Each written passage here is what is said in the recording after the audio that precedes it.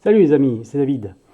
Donc aujourd'hui, on va faire une petite partie de Kindfire Chronicles en français cette fois, puisque ben voilà, dans la vidéo précédente, vous avez vu que j'ai reçu la VF, donc certains d'entre vous m'ont demandé une petite vidéo de partie en français. Donc ben écoutez, c'est parti, on va faire ça. Donc, pour la mise en place, voilà, j'ai fait la mise en place déjà générale. Alors en fait, c'est très très bien fait, c'est-à-dire que dans le livre de règles numéro un, il y en a 4 comme ça, hein, d'accord, dans le petit livret de règles, ben, vous avez tout qui est clairement expliqué sur la mise en place.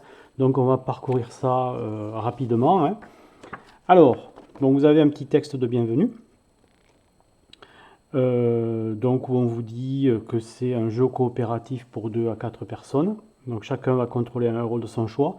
Moi je vais jouer solo, donc on peut contrôler plusieurs héros facilement, hein, même en jouant solo. Là j'ai choisi d'en contrôler 2, donc on va voir tout à l'heure. Voilà, ils disent bien qu'il y a tout un système de sauvegarde de la progression, qu'on peut aussi en cours de route changer ou ajouter des éclaireurs au fur et à mesure que la campagne avance, si vous avez d'autres joueurs qui sont intéressés, etc., etc. Donc on a un petit texte d'introduction, je vais vous le lire. Votre groupe appartient à la Guilde des éclaireurs, une association visant à protéger ce monde contre l'une des pires menaces qu'il n'ait jamais connues. Lors des nuits ténébreuses, une obscurité magique engloutit toutes les terres, faisant disparaître jusqu'aux étoiles dans le ciel. Elle déforme ou détruit tout ce qu'elle touche, et des milliers de personnes ont déjà disparu, peut-être pour toujours. L'obscurité laisse souvent derrière elle d'étranges choses et créatures, certaines dangereuses, voire mortelles. En tant qu'éclaireur, vous disposez de lanternes de Kindfire, une flamme magique capable de repousser l'obscurité des nuits ténébreuses. Ces lanternes sont créées à partir du flambeau du grand phare de Dinlux, la seule cité à avoir conservé son phare de Kindfire pendant tous ces millénaires, tandis que les nuits ténébreuses sombraient dans la légende. À présent, cette puissante cité-État pourrait bien être la seule à avoir survécu au retour des nuits ténébreuses. Votre groupe escorte actuellement une caravane transportant des ressources de Dinlux à Vina, un village voisin sous la protection du grand phare. Voilà. Donc en fait, on comprend que dans le continent où on est, donc c'est un monde médiéval fantastique, hein, on a une grande ville qui possède un phare dit de Kindfire. Ce feu magique, le Kindfire, est capable de repousser les nuits ténébreuses et il a un certain rayon d'action. Et autour de lui, donc, on a des villages, notamment Vina, qui est un village qui est à l'intérieur de la protection du phare et donc qui n'a pas, comment dire, qui n'a pas à subir le danger des nuits ténébreuses. Voilà. Donc là, on est en train d'escorter une caravane qui transporte des ressources depuis la capitale d'Inlux à Vina. Voilà. Donc, on vous fait choisir les éclaireurs. Alors, dans la boîte, on a le choix entre 6 éclaireurs, hein, comme j'ai dit dans la vidéo précédente. Alors, dans la partie que j'avais fait en VF, j'avais joué avec Roland, avec Cor et avec Valora. Donc, Roland, c'est un magicien. Cor, c'est une sorte de gros automate bien, bien costaud qui peut jouer le rôle de tank. Et Valora, c'est une archère. Voilà. Là, donc, j'ai choisi des personnages différents pour que vous puissiez les voir, en voir d'autres, hein. Donc là, on a une guerrière qui s'appelle Naz, qui est une orque en fait, tacticienne orque. Et on a Fane qui est un barde. Voilà, donc je vais jouer avec ces deux personnages à la fois. Et vous allez voir que ça se fait très bien, hein, c'est assez facile. Donc, on choisit les éclaireurs. Donc en fait, vous voyez, ils sont dans des boîtes comme ça. Je vais vous mettre en incrustation rapidement quelques extraits de la mise en place que j'ai faite, parce que dedans en fait vous avez ces plateaux là, les plateaux de joueurs, et vous avez les cartes et le standy acrylique qui correspond au personnage à chaque fois. Voilà. Donc il y a, au début quand on découvre le jeu, il y a un peu de montage à faire, hein. Il faut notamment mettre la roue des points de vie, faut la monter sur le plateau comme ça, ce qui permet de suivre les points de vie du personnage. Voilà. Et puis vous avez évidemment les cartes. Donc voilà, on vous explique comment on assemble le plateau des éclaireurs. On vous explique aussi comment on va assembler le compteur de PV de points de vie du premier ennemi qu'on va affronter. Donc voilà, c'est pareil, ça je l'ai fait. Hein. Et on vous dit bien qu'au fil de la campagne, on découvrira d'autres compteurs de PV ennemis dans les différents coffrets de quête. En fin de quête, ben on les assemble, comme ça on les aura sous la main pour les quêtes suivantes. Voilà. Normalement, une fois qu'on a, quand on ouvre, au moment où on ouvre en fait une boîte de quête, hein, un peu comme la première qu'on va faire, on n'a pas besoin d'assembler de nouveaux compteurs de points de vie, étant donné que les précédents suffisent. Mais voilà, mais on a le compteur de points de vie qui peut s'ajouter pour les quêtes suivantes. Donc après, bon, on vous explique un peu la mécanique du jeu. Donc ça, je vais vous l'expliquer au fur et à mesure qu'on va jouer. Après, on a un sac qui va permettre de déterminer à qui c'est de jouer. Donc là, la composition du sac dépend du nombre d'éclaireurs. Donc comme on joue à 2 éclaireurs, je vais mettre 6 jetons pour chaque éclaireur dans le sac. Sinon, on en met 4 ou 3. Voilà, si on est à 3 ou 4. Et après, on va mettre tous les jetons qui concernent, qu'il y a tout le temps dans le sac. Donc les 12 jetons d'activation de l'ennemi, les 2 jetons ténèbres, qui aussi activent un pouvoir spécial de l'ennemi, et 3 jetons un peu spéciaux pour les joueurs qui permettent à eux d'activer un des joueurs de leur choix. Voilà. Donc on met tout ça, je les avais préparés dans le sac. Donc les 2 jetons de ténèbres, voilà, les 3 jetons, on va dire joker, je ne sais pas comment ils les appellent d'ailleurs en français, voyons ces jetons là.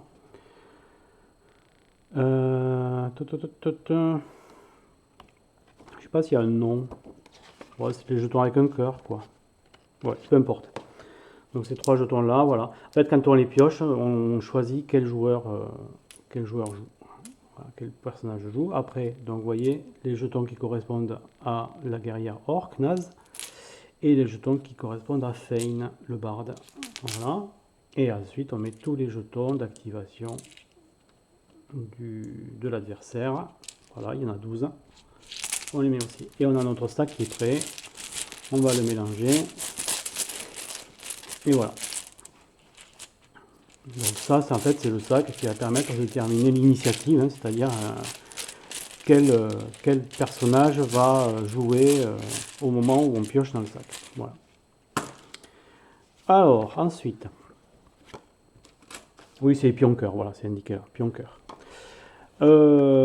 Ensuite, donc oui, on a les silhouettes, hein, donc les standees, voilà, ils sont là, ils sont très très jolis. Vraiment, j'aime beaucoup hein, les standees acryliques. D'ailleurs, on va en reparler. Le plateau de jeu, donc le plateau de jeu, en fait, il est là, hop, il est dans la classe, voilà. Et ensuite, on a toute une série de cartes qui vont être des effets particuliers de jeu. Donc vous avez les cartes armure qui permettent, comme leur nom l'indique, de protéger un peu les personnages des dégâts. Vous avez les cartes fatigue qui représentent l'épuisement, et vous avez des effets blessures, affaiblissement, étourdissement et piège. On en reparlera pendant la partie. En gros, ce sont des cartes qui vont infliger des malus ou des dégâts, elles sont double face, c'est-à-dire que vous avez ce côté-là qui s'applique aux adversaires, mais vous avez aussi ce côté-là qui peut s'appliquer aux personnages joueurs. Voilà. Donc on va voir un peu comment ça marche. Voilà. Ensuite, ben après, voilà, une fois que c'est ça, c'est bon. Hein. Donc vous voyez, c'est quand même pas mal. Hein. Au niveau mise en place, c'est pas non plus hors d'atteinte. Donc voilà, que l'aventure commence. Donc maintenant que tout est prêt, l'aventure va pouvoir commencer. Ouvrez le livret aventure à la quête 1 en route vers Vina et lisez l'introduction, c'est ce qu'on va faire. Cherchez le coffret de la quête 1 et ouvrez-le. Rendez-vous à la première carte d'histoire du livret aventure, comme indiqué à la fin de l'introduction. Utilisez le cadre en carton bleu, donc c'est ce cadre-là,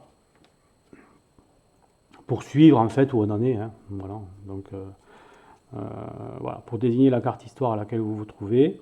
Ne lisez pas les autres cartes du livret aventure avant que le jeu ne vous le demande. Pour garder le suspense, n'utilisez rien d'autre que les cartes présentes dans le coffret. Et voilà. Donc, vous voyez, ça va. Donc, le livret aventure, il est là. Vous voyez, d'ailleurs, il est très joli. Hein. C'est vraiment bien fait. J'adore les livrets à spirale. Je le dis tout le temps. Ça peut se tenir à plat. Ça ne s'abîme pas. C'est chouette. Donc, voilà, la première partie, c'est en route vers Vina. Donc on va lire le début. Hop, Donc, voilà, une petite illustration sympa. On se doutait qu'on va affronter un dragon ou un wyrm ou quelque chose comme ça. En route vers Vina. L'obscurité s'abattit.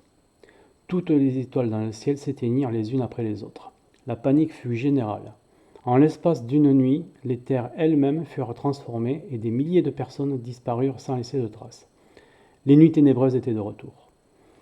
Un seul flambeau subsistait dans ce chaos, le phare de Kinfire dans la cité elfique de Dinlux, qui baignait la région de sa lumière protectrice. Seules les personnes à portée du phare survécurent à cette première nuit ténébreuse. Ce fut notamment le cas de la grande armée qui assiégeait Dinlux. Sigra, la valétudinaire, la chef militaire de Dwarfell à la tête de ces groupes, accepta de baisser les armes et en échange, la hiérophante Sélène ouvrit les portes du refuge que constituait Dinlux. Cependant, Vat des Tusk Reapers, le meneur d'un groupuscule de mercenaires orques, profita du contexte et organisa un coup d'état rapide et sanglant pour prendre le contrôle de Dinlux. Une paix relative fut trouvée, avec Vat à la tête du conseil de la cité. Une nouvelle organisation vit alors le jour, la Guilde des éclaireurs. Vous incarnez une équipe d'éclaireurs, des membres entraînés au service de la population de Dinlux et équipés de lanternes de Kinfire. Ces conceptions magiques vous permettent de traverser l'obscurité des nuits ténébreuses sans risque ou presque. Donc nous, on a des lanternes qui nous permettent d'avoir une protection un peu permanente. Vous faites vos débuts en escortant une caravane d'artisans et de prêtres se rendant à Vina, un village agricole voisin. La hiérophante Sélène arrivera également sur place dans quelques jours afin d'allumer un nouveau phare. Ce dernier vise à protéger les villageois et les fermes devenues essentielles à la survie de la cité surpeuplée. Alors que la nuit, ordinaire heureusement, commence à tomber, une ombre apparaît dans le ciel. Un cri strident vient briser le silence, suivi par le bruissement d'ailes puissantes. Une créature écailleuse tout en longueur décrit des cercles au-dessus de vos têtes, puis atterrit devant vous. Une wyvern. Vous dégainez vos armes. Ouvrez l'atlas au plan 1, puis continuez avec 1. Voilà. Donc là, on commence par un affrontement. Donc, première page. Voilà. Voilà le champ de bataille. Donc, on le pose. Vous voyez, c'est la page 1, donc c'est facile. On voit qu'il y a des zones qui sont délimitées. Donc, on le pose au début et on va avoir des instructions au fur et à mesure de mise en place. Donc on est à 1-1, vous voyez, donc c'est sous la forme de cartes, parce qu'en fait, dans la VO, tout ça, c'était des cartes. Alors, 1-1. Tandis que vous brandissez vos armes pour affronter la Wyvern, un frisson vous parcourt d'échine. Vous avez une sensation de déjà-vu et d'accomplissement, comme si vous aviez attendu ce moment toute votre vie. Vous recevez 2 jetons de destin, détachez-les de la planche cartonnée de la quête 1 et placez-les sur les espaces dédiés à côté du plan. Ensuite, continuez avec 1-2 et référez-vous au livret de règles Les combats de la quête 1 pour en savoir plus sur la mise en place d'un combat et son déroulement. Voilà. Donc là, c'est le moment où on ouvre la boîte. Alors, vous voyez, ça, je vais le garder de côté. Et j'ai mon petit cadre là qui me permet de bien repérer où on en est. Voilà. Alors, on ouvre la boîte de la quête 1. Elle est toute neuve, hein, je l'ai gardée comme ça pour que vous puissiez voir comment ça se présente. Voilà, donc là, j'ai tout enlevé. Voilà, voilà la boîte. On met ça de côté. On a dedans le deuxième livret de règles sur les combats. On a un plateau boss, un plateau adversaire. Voilà, on a ici la wyvern. Et on a de quoi faire un peu de montage. Donc on a pas mal de jetons à dépuncher, donc on va faire ça tout de suite. J'accélérerai la vidéo. Hein.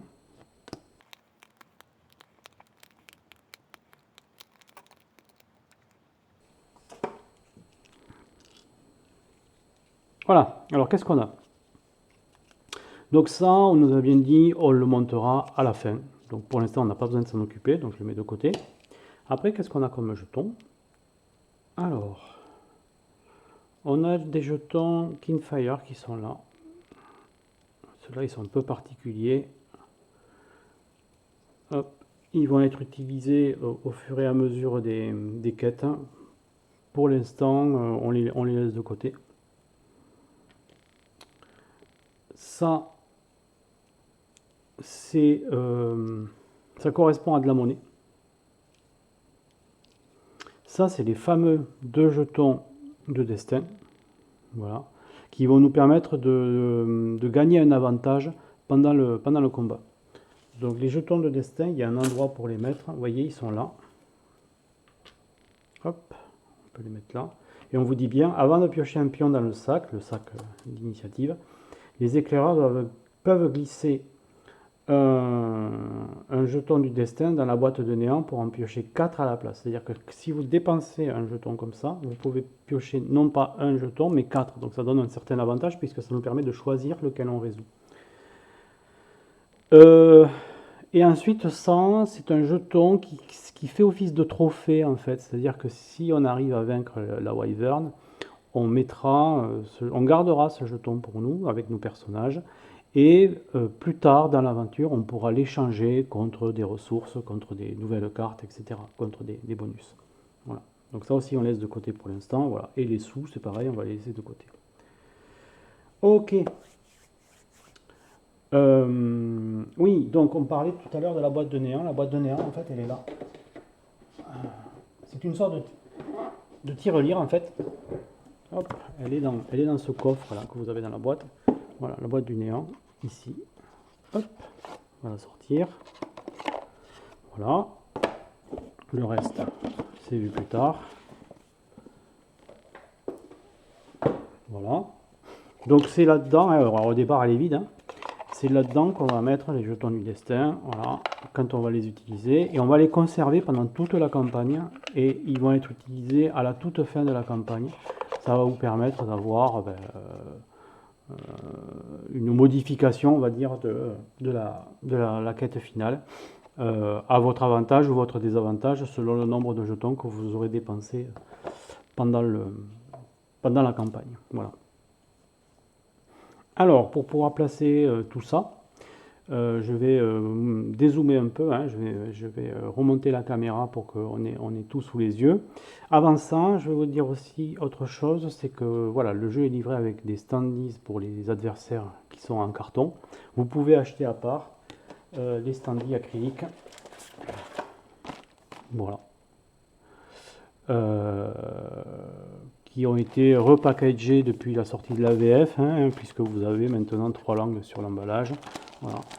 Et les standees, en fait, ils sont dans des petits sachets qui sont numérotés, voilà, donc vous n'avez pas besoin de tout ouvrir d'un coup. Et là, pour la Wyvern, on va prendre le standee acrylique. Donc c'est vendu à part ça. Hein. Voilà. Hop, on la voit de loin. Hein.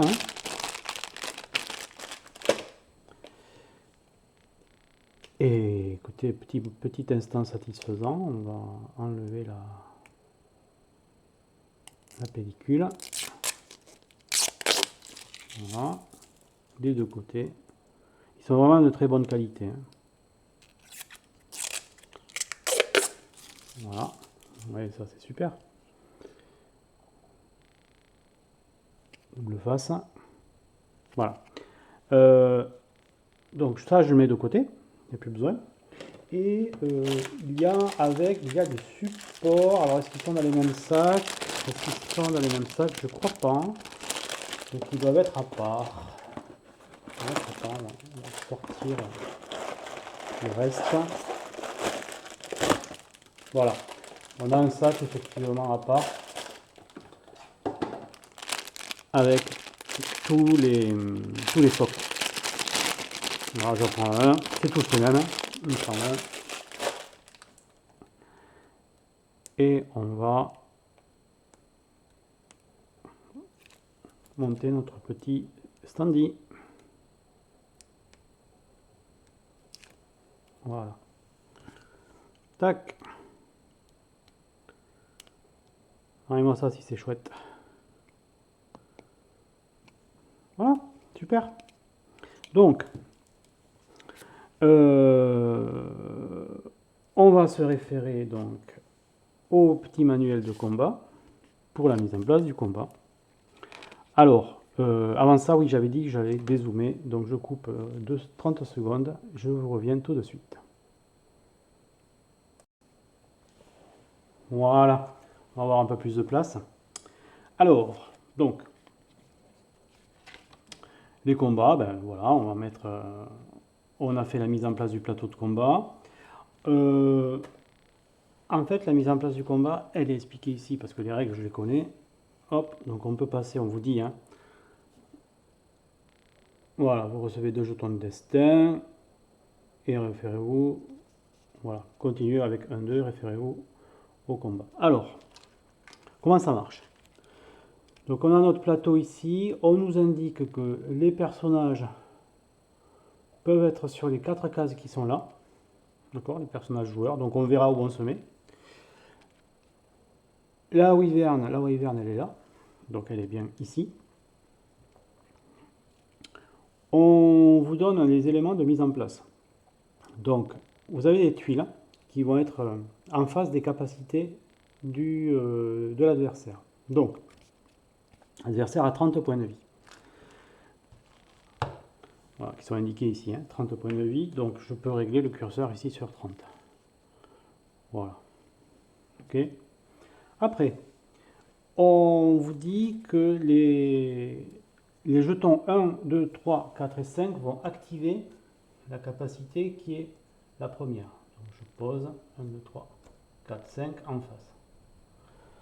Ouais, c'est très bien fait. Donc c'est assez polyvalent comme système. 6, 7, 8, 9 et l'obscurité vont activer la deuxième capacité. Voilà. Et ensuite 10, 11, 12, la troisième capacité. Voilà. Donc selon le numéro du jeton qu'on va tirer, ou bien si c'est un jeton obscurité, on va activer différentes capacités. Voilà. Donc quelles sont-elles ces capacités? Donc si on tire de 1 à 5, qu'est-ce qu'on a? La wyvern s'élance brusquement et essaye de refermer ses mâchoires gigantesques sur vous. Donc là, c'est une attaque de corps à corps à 8 de dégâts. Alors, sachant que l'adversaire peut toujours bouger d'une case avant d'attaquer. Voilà. Là, c'est une attaque de corps à corps, donc elle doit être dans la même case que vous. Après avoir attaqué, la wyvern procède à un reciblage. Voilà. Reciblage, ça veut dire que en fait, elle va choisir probablement une autre cible. Alors, sur quels critères elle se base pour choisir sa cible? C'est marqué là, ciblage, le plus de points de vie. C'est-à-dire qu'en fait, le jeton cible, c'est le jeton trophée. D'accord, ce jeton trophée, en fait, il va être en face de l'aventurier, du joueur qui a le plus de points de vie, hein, conformément à la règle de l'adversaire qui est là. Mais si, suite à l'attaque, ce n'est plus l'adversaire qui a le plus de points de vie, ben, on vous dit, vous pouvez déplacer, enfin, vous devez déplacer le jeton si ça ne correspond plus à la meilleure cible. Voilà.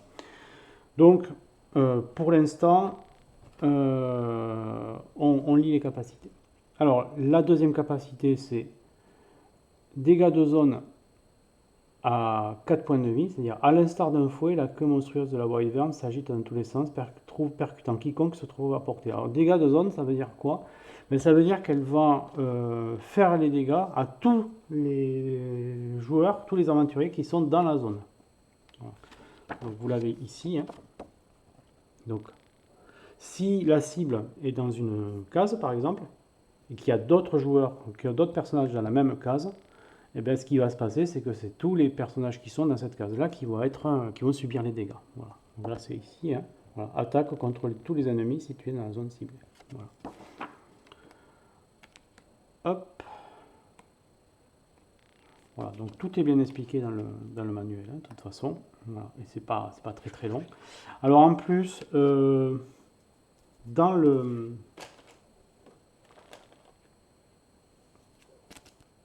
dans la première quête, vous avez une carte supplémentaire qui va être ajoutée à la main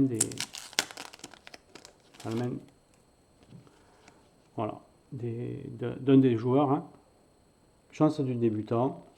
Donc c'est une carte supplémentaire qui permet de faire des dégâts. Quoi. Voilà. Et alors après, on a d'autres cartes qui vont servir, qui vont être appelées par le jeu voilà, lors du combat.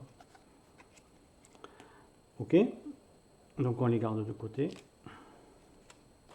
Et alors la dernière capacité, donc voilà, on a une attaque donc sur la cible, une attaque sur la zone de la cible. Et la dernière capacité, battant des ailes, la Wyvern décrit des cercles dans le ciel avant de plonger en piqué. Défausser tous les états présents sur le plateau de la Wyvern, puis la Wyvern rejoint directement la zone de sa cible. Donc là, en fait, c'est juste un déplacement. Par contre, ça peut être n'importe où sur le plateau.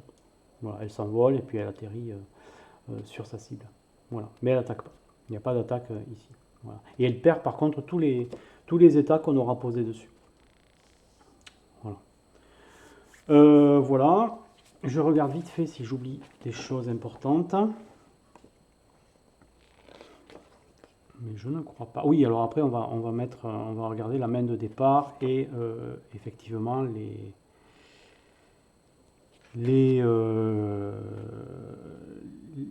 les personnages. Alors oui, les personnages. Donc là on a deux personnages. On a Naz et Fane. Alors tous les personnages ils ont leur lanterne. Leur lanterne en fait elle leur permet d'avoir une action particulière, plus puissante que les autres. Par exemple, dans le cas de Naz, c'est altération. Alors attendez, je vais essayer de faire la mise au point. Voilà, ruse du destin. Donc c'est une attaque à 5 de dégâts, donc c'est assez puissant. Il n'y a pas beaucoup d'attaques qui font autant de dégâts que ça. Après avoir attaqué, choisissez un pion ennemi numéroté de votre cible, parmi ceux présents dans l'espace dédié au pion utilisé, et retirez-le du jeu pour le restant du combat. Donc c'est quand même super fort, c'est-à-dire que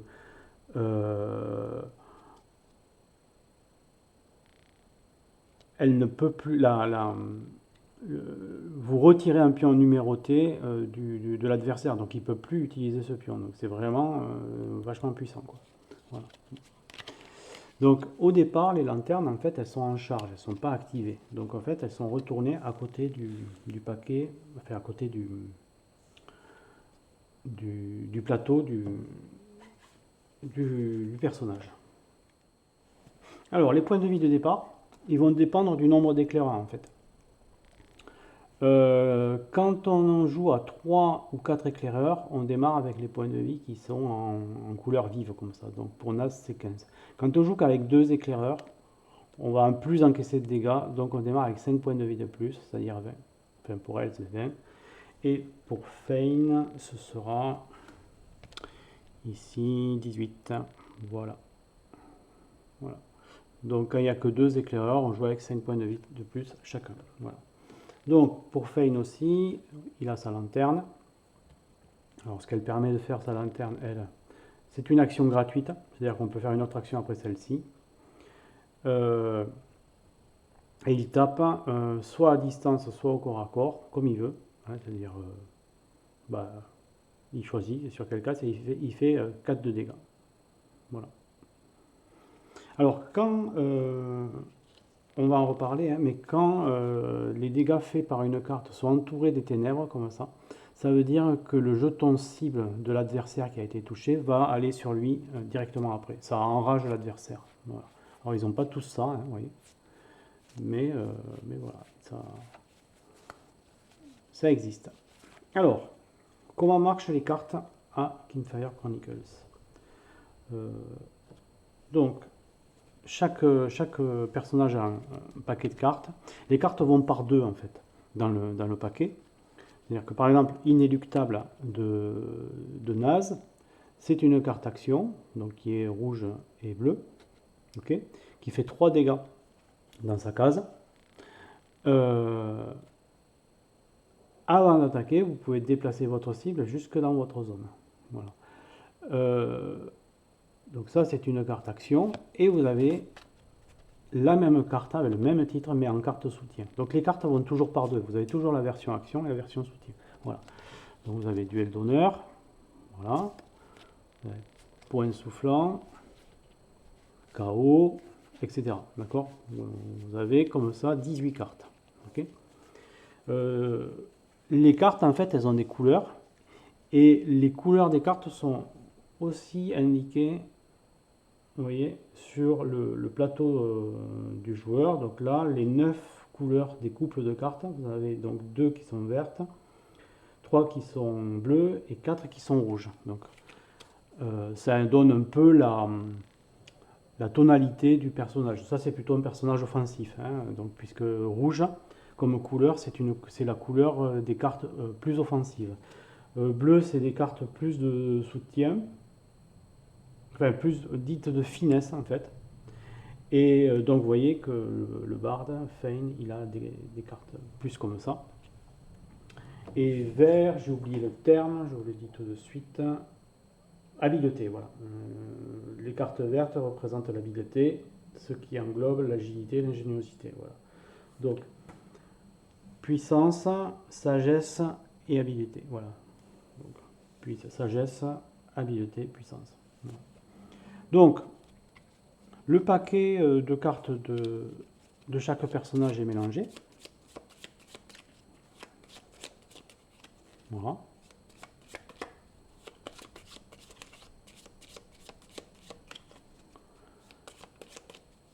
Je le fais un peu longuement parce que là, elles sont dans l'ordre. Voilà.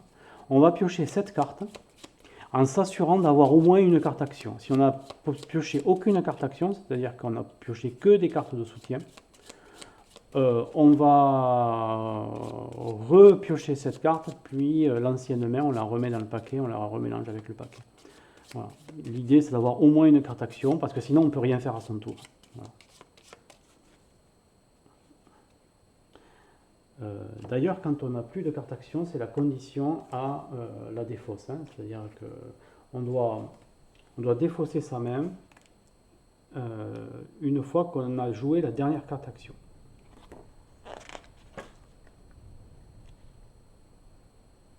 Voilà, on vous le dit là. À tout moment, si votre main ne contient plus de cartes action, défaussez-la et remettez les cartes d'état et les cartes armure sur leurs piles respectives. Voilà. Après avoir pioché une nouvelle main, piochez autant de cartes armure qu'indiqué sur votre plateau. Si vous jouez votre dernière carte action et qu'elle fait objet d'un soutien de carte, renouvelez votre main avant de résoudre la carte soutien. Voilà.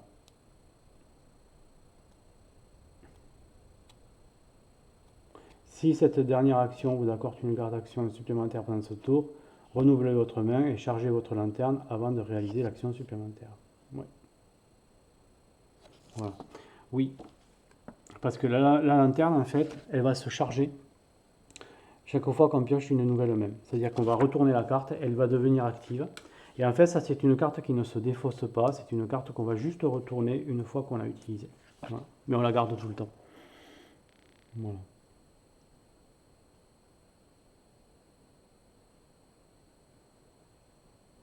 Voilà. Alors, donc, on a le paquet de cartes. On pioche cette carte. Voilà. On regarde ce qu'on a. Donc du soutien, voilà. J'ai au moins une carte action. Là, j'en ai 3. Vous voyez, j'ai 3 actions et 4 soutiens, donc c'est bien équilibré. Alors les soutiens, c'est quoi?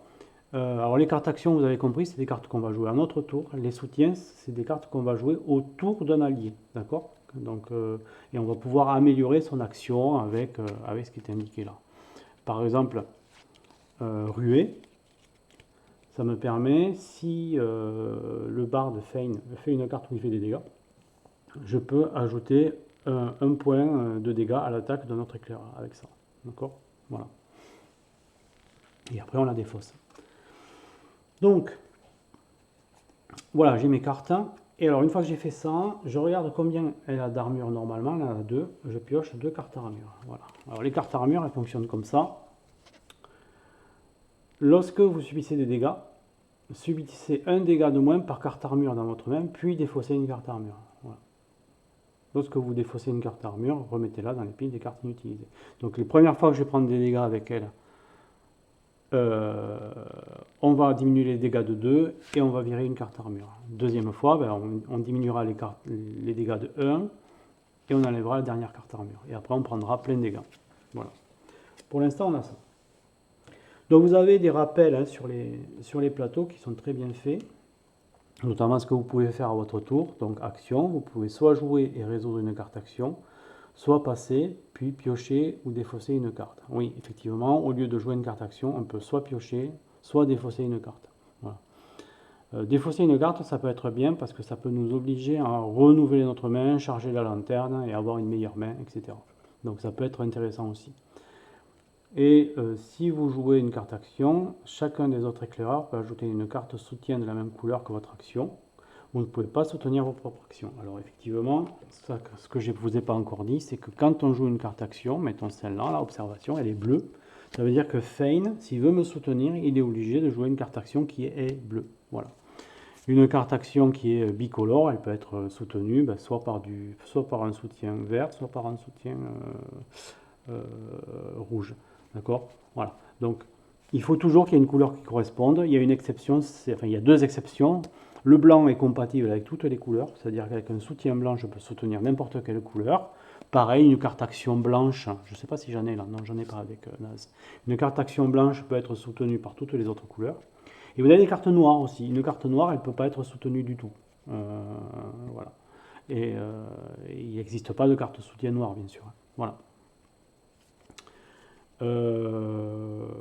Voilà, donc je pense que c'est tout. Je pense que j'ai rien oublié.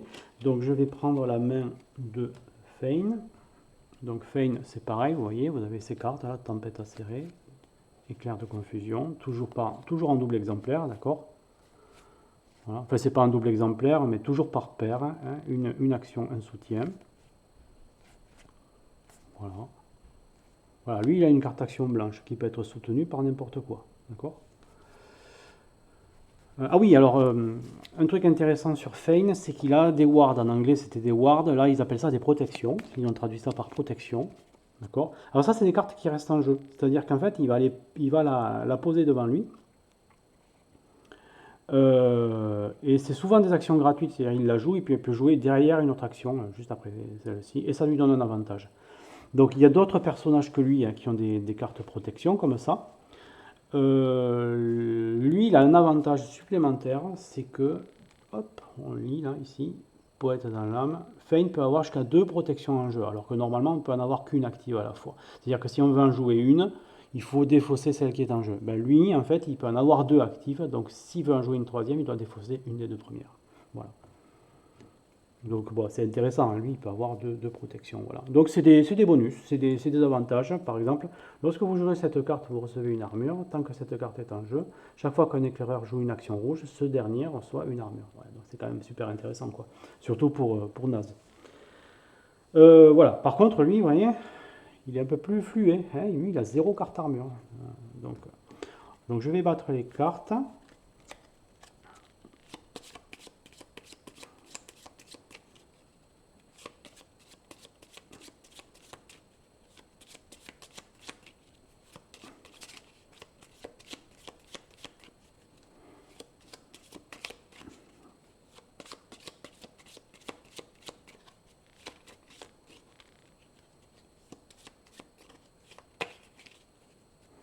On va en piocher 7. 1, 2, 3, 4, 5, 6, 7. Voilà.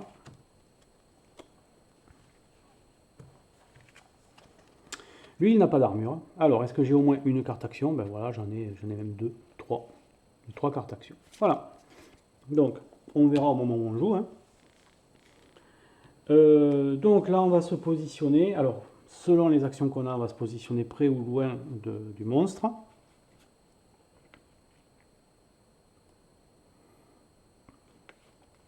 Alors, on peut jouer, ben, si vous voulez, on va jouer la version tutoriel d'ailleurs, hein. La version tutoriel est un peu spéciale puisqu'on va inclure la carte qui est donnée là. C'est la carte chance du débutant. D'accord. Alors, comment ça marche dans le tutoriel? Voilà ce qu'on vous dit. Vous n'êtes pas obligé de le faire, ça, hein, mais voilà. Tour 1, donc didacticiel de combat. Tour 1. Vous, la personne en train de lire ces règles, vous allez jouer l'an premier. Cherchez un pion représentant votre éclaireur dans le sac et placez-le dans l'espace réservé au pion utilisé sur la partie gauche du plateau de jeu. Dès qu'un pion est sorti du sac, il est considéré comme utilisé et le tour est attribué à l'éclaireur correspondant. Dans le cadre de ce didacticiel, vous recevez une attaque spéciale à usage unique. Cherchez la carte chance du débutant dans les cartes de la quête 1 et ajoutez-la à votre main. Elle ressemble à ceci. Donc on va faire ça. Alors, on va se mettre là et là, avec feint, voilà. On va faire comme ça. Comme on sait qu'il a des attaques, lui, qui peuvent englober une zone complète, on ne va pas se mettre dans la même case pour éviter ça, justement. On va dire que le lecteur du didacticiel, c'est le joueur qui joue naze. Donc là, on fait comme si, en fait, on avait pioché, vous avez compris, hein, comme si on avait pioché un jeton jaune, un jeton qui représente notre guerrière orque. Voilà. On va la poser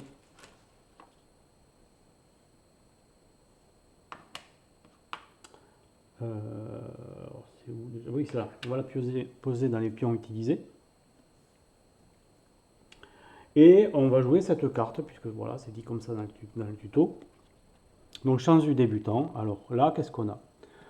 On a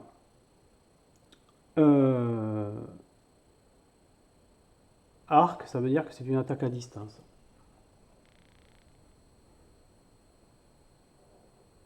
Alors, pour valider une attaque à distance, ça ne peut pas être n'importe où sur le plateau. D'accord? Donc, on doit être à exactement une case de la cible. Donc, comme on a droit à un déplacement avant de jouer la carte, on va se déplacer en avant, comme ça. Et là, on peut taper sur la case adjacente avec chance du débutant. Voilà. Donc là, on lui inflige 4 points de dégâts. C'est tout. Tout ce qui se passe. Vous avez un petit texte indiqué. Vous visez à la perfection et touchez la wyvern en plein dans une narine. Quelque chose vous dit que vous n'arriverez jamais à reproduire cet exploit. Donc voilà, ça c'est à usage unique. C'est-à-dire que cette carte, en fait, on ne la met pas dans la défausse, on la remet dans la boîte. Voilà. Hop. Donc on enlève 4 points de vie. Voilà, donc ça rend le tuto un peu plus facile. Hop. C'est un point de départ. Alors par contre, il y a une zone noire là, ça veut dire que c'est Naz qui va devenir la cible de la prochaine attaque de la Wyvern. Donc en fait, son jeton Wyvern là, qui est là, on va le mettre sur le plateau de Naz. Voilà, pour se rappeler que la cible c'est elle maintenant.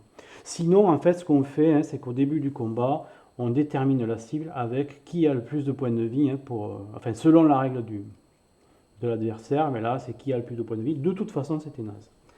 Alors attendez, par contre, je remets bien ces 20 points de vie. Voilà. Ok. Alors, j'ai oublié quelque chose. C'est que chance du débutant peut être soutenue. Hein, c'est une action. Donc, feint, il peut regarder s'il n'a pas une carte qui peut ajouter des dégâts à ça. On va voir. Oui. Bah, il peut utiliser ça, qui est frappe de mana, donc en soutien.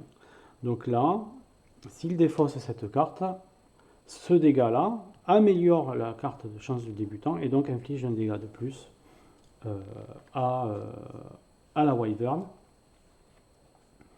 Donc, ouais, la défausse, je vais la mettre là. Donc, je vais lui enlever un point de vie supplémentaire. Voilà, tout simplement. Vous voyez. Donc, c'est très sympa comme système parce que ça permet à tout le monde de jouer tout le temps. C'est-à-dire que vous n'êtes pas à bêtement à attendre votre tour. Chaque fois qu'il y a un personnage qui joue, ben, vous regardez votre main et vous regardez si vous ne pouvez pas faire quelque chose pour l'aider. Donc, ça, c'est pas mal quand même. Voilà. C'est fait vraiment pour ça, hein. On le voit tout de suite que c'est une mécanique de jeu qui a été instaurée pour ça. Et c'est très bien vu, je trouve.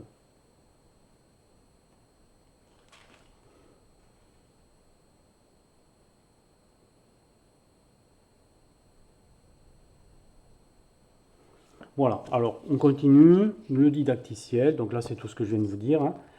Normalement, à la fin d'un tour, on pioche un pion dans le sac pour attribuer le tour suivant. Dans le cas de ce didacticiel, cherchez le pion numéro 1 de l'ennemi dans le sac et placez-le dans l'espace dédié au pion utilisé. La wyvern va pouvoir se venger. Voilà. Donc là, en fait, c'est pareil, on fait comme si on avait pioché le pion 1. Donc on va le chercher, le pion 1. Hop. Alors pourquoi on va le chercher? Parce qu'il ne faut pas fausser ensuite les résultats.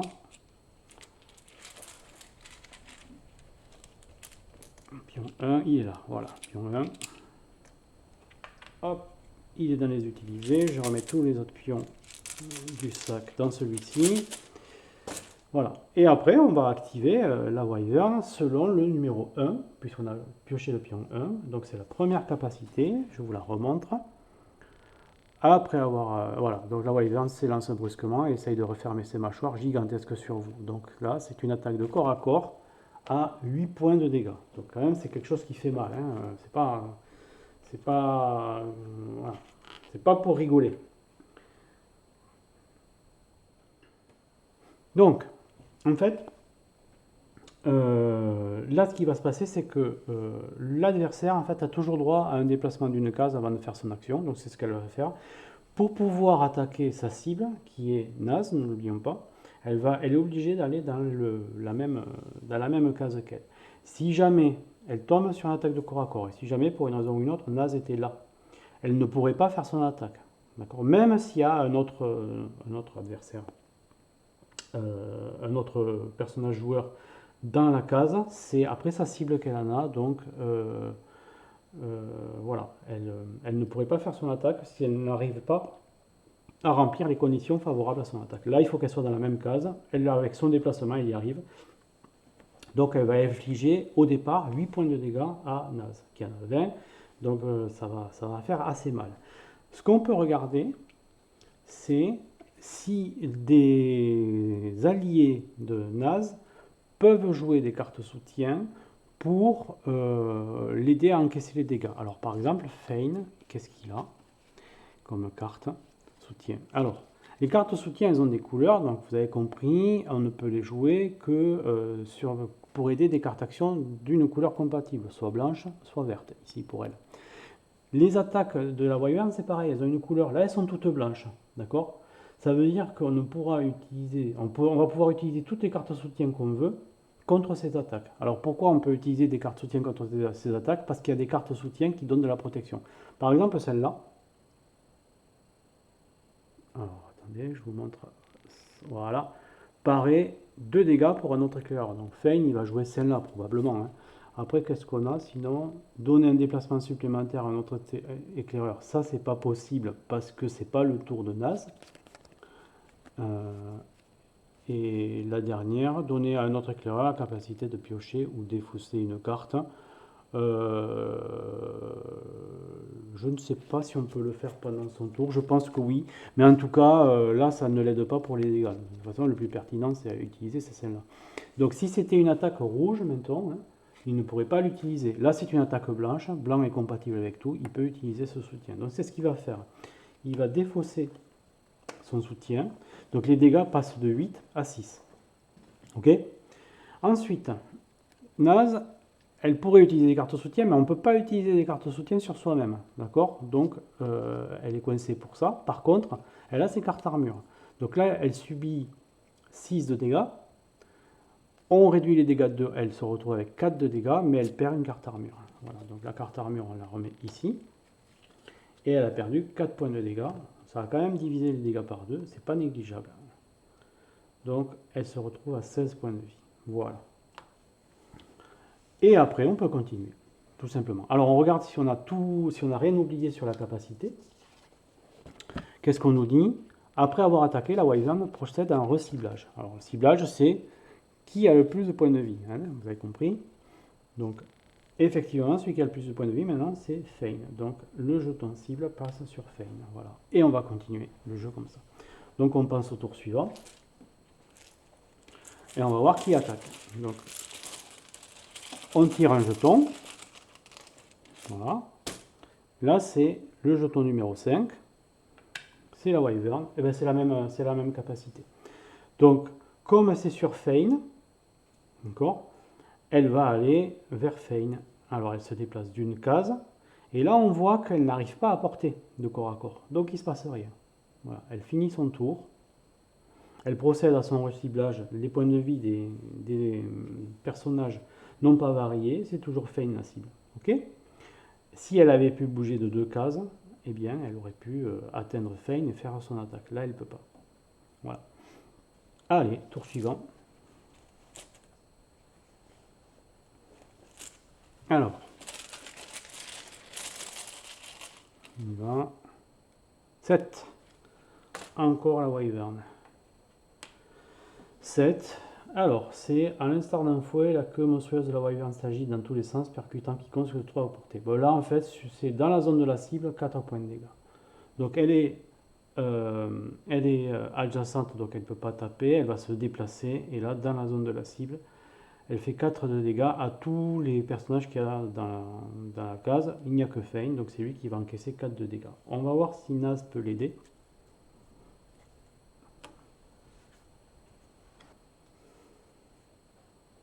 Donc, est-ce que Naz peut l'aider? Alors oui, il y a quelque chose de rigolo qu'elle a, Naz, c'est observation.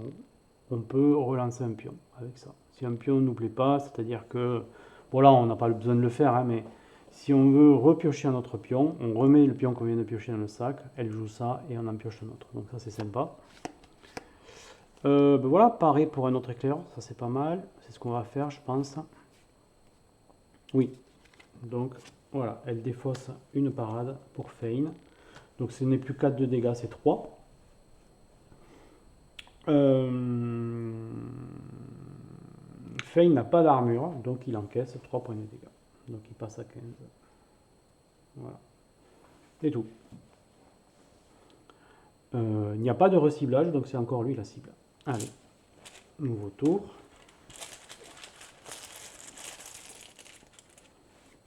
Encore un 4. Donc là, ça va être 8 points de dégâts, donc là ça va faire très mal. Donc là, on va tenter la relance, justement. D'accord? On va essayer d'éviter à lui de passer à 7 points de vie. Hein. Donc, ouais, on va relancer le jeton. Donc, Naz va jouer son observation. Et ce jeton, on le remet dedans. Et on en pioche un autre.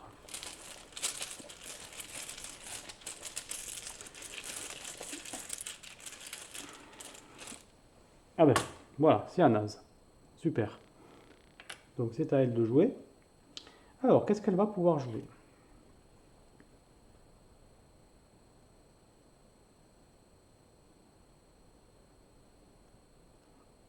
Alors là, elle est trop loin pour l'attaquer. Alors par contre, ce qu'on peut faire... Naz a une particulier, c'est que pendant son tour, elle peut choisir de déplacer un autre éclaireur à la place d'utiliser son déplacement. Peut-être que ce serait pas mal qu'elle fasse ça.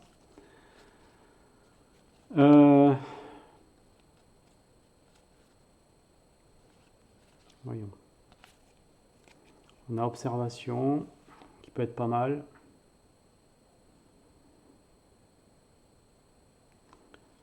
Point soufflant, c'est bien aussi.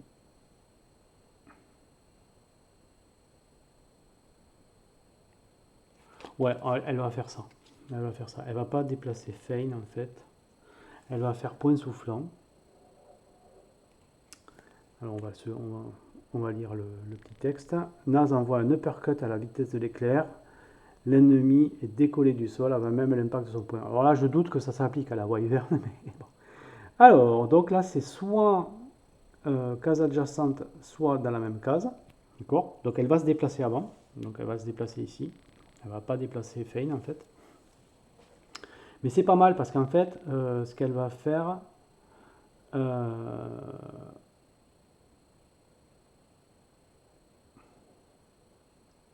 ouais. Donc elle va infliger 2 points de dégâts plus une immobilisation. D'accord? Et après avoir attaqué, elle peut déplacer sa cible de une zone. Donc c'est ce qu'elle va faire. Alors, donc elle joue point soufflant. Hop. Elle joue point soufflant, c'est pas sa dernière action. Qu'est-ce qu'on a comme soutien? Lui, il peut donner un déplacement supplémentaire à un autre éclaireur, c'est pas mal ça. Ou bien, il peut donner la capacité de piocher ou défausser une carte. Ouais, pourquoi pas.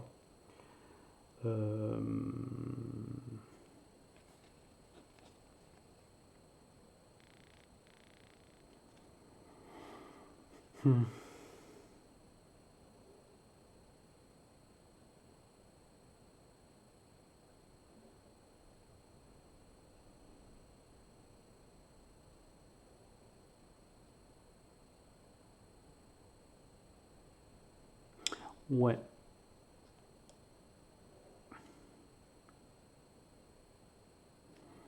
Donc il va lui donner la possibilité de piocher une carte supplémentaire. Alors, quoique, ce serait bien de s'éloigner, mais là c'est pas possible en fait. Ouais, il va faire ça. Donc il va lui donner une carte supplémentaire. Donc, on fait les dégâts. Donc 2 de dégâts. Donc elle passe à 23. Voilà. On lui pose dessus l'effet piège, d'accord, ouais, reconnaissable symbole. C'est quelque chose qui va empêcher le mouvement. Alors là, en fait, faut être un peu, voilà, faut être un peu stratégique. C'est-à-dire que ça, on les pose sur une des capacités de l'ennemi, d'accord. Donc là, là ou là.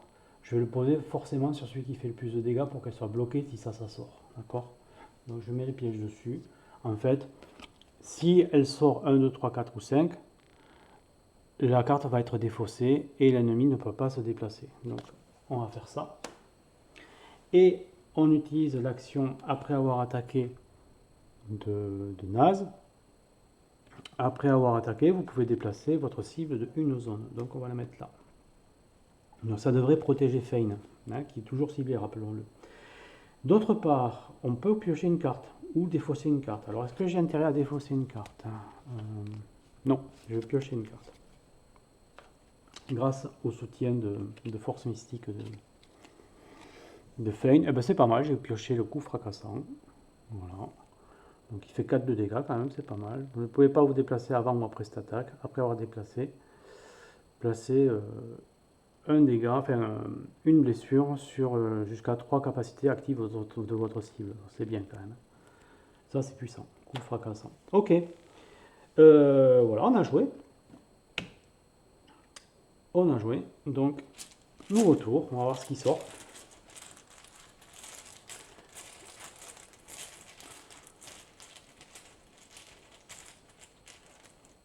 « 12.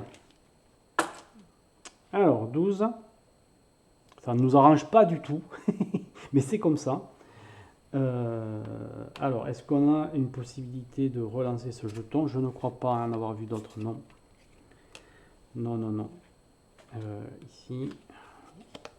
Non. Eh ben ouais, ben c'est comme ça. Donc, 12. Défausser tous les états présents sur le plateau de la Wyvern, puis la Wyvern rejoint directement la zone de sa cible. Voilà. Donc, on enlève le piège. Ah, c'est dommage, mais c'est comme ça. Et elle arrive directement là. Donc, on revient à la case départ. Bon, après, elle a perdu un tour. Bon, Fane n'a jamais joué pour l'instant, alors il faudrait un peu qu'il se débrouille. Allez. Hop, 3. Alors là, ça va faire très très mal. 3. C'est Fane qui va encaisser. Hein. Il va encaisser 8 points de dégâts. Et je pense qu'on n'a rien pour le protéger. Hein. Non, on n'a rien pour le protéger. Et ben voilà. Et donc il passe à 7 points de vie. Hop. Et elle procède à un reciblage. Ce qui est bien. Hein. Voilà, puisqu'on est là. Donc c'est celle qui a le plus de points de vie. Maintenant c'est naze. Voilà. Nouveau tour. Donc vous voyez, au fur et à mesure qu'on joue, là quand même, elle a eu beaucoup de chance, la Wyvern. Donc nous, on a de plus en plus de chances de piocher des jetons qui sont en nous. Hein, puisque on a aussi 12 jetons, hein, 6 chacun, d'accord. Voilà. Ah, alors là, on a un jeton cœur, donc ça c'est super. Alors les jetons cœur, quand on les pioche, ça nous permet de faire jouer qui on veut. On les pose sur la piste temporelle, et chaque fois qu'on a pioché un cœur ou une obscurité, on l'ajoute à la piste. Une fois que la piste est pleine, on reprend tous les pions qui ont été défaussés, on les remet dans le sac. Ok. Bon là, c'est à qui de jouer du coup. On va faire jouer naze, non? Puisque comme elle est ciblée de toute façon. Ah oui, alors coup fracassant, on ne peut pas se déplacer. Et Fein n'a jamais joué, donc ce serait peut-être l'occasion de le faire jouer.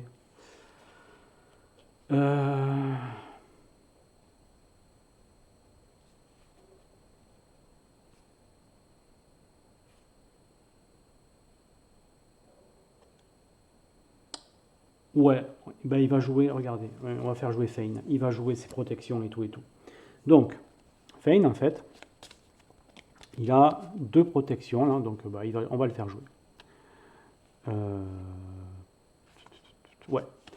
Alors, première chose, il va jouer Lamentos sur le destin. Voilà. Donc c'est une action qui va rester en jeu, donc on va lui mettre ici, là. Alors, quand on joue cette carte, il récupère un point de vie, donc il passe à 8. Hop. Tant que cette carte est en jeu, chaque fois qu'un éclaireur joue une action bleue, ce dernier récupère un point de vie. Donc les actions bleues, elles soignent. Voilà. C'est une action gratuite, donc je peux jouer une autre action après celle-ci.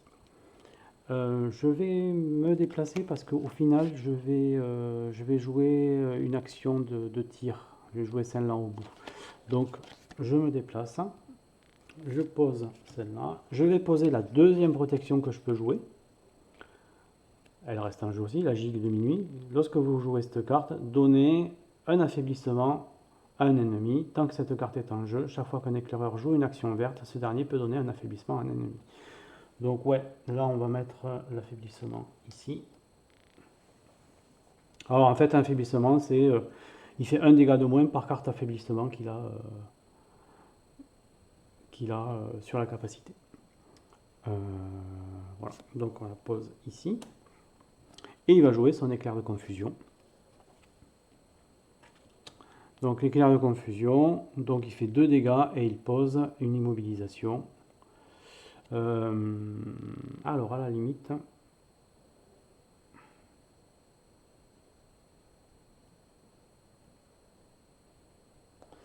ouais, mais bon, j'ai posé un affaiblissement dessus, j'aurais peut-être pas dû, j'aurais dû anticiper.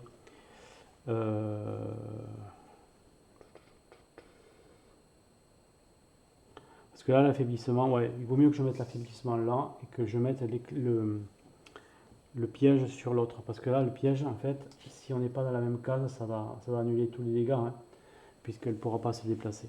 Donc on va faire comme ça. Alors en fait, ma réflexion, c'est que si je mets l'affaiblissement là et que je mets le piège par-dessus, en fait, quand la capacité va être activée, on va défausser toutes les cartes qu'il y a là. Et on va faire leurs effets. Là, ça empêche l'ennemi de jouer. À moins que je le laisse quand même en cas.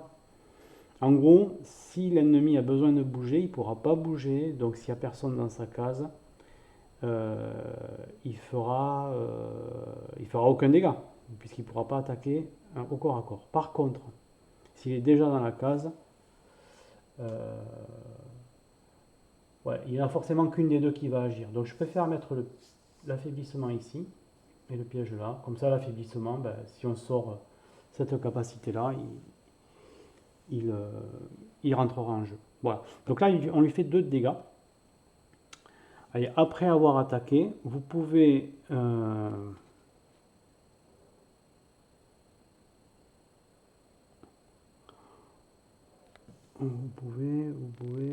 donner le jeton cible de l'ennemi à l'éclaireur de votre choix. Ben non, c'est bien, naze, il va le garder. Par contre, c'est une carte verte, donc on a le droit d'ajouter un affaiblissement à l'ennemi, donc on va le faire. Cette fois, on va le mettre sur le piège. Voilà. Bon, ça revient au même en fait. Voilà. On va le mettre là. Ok.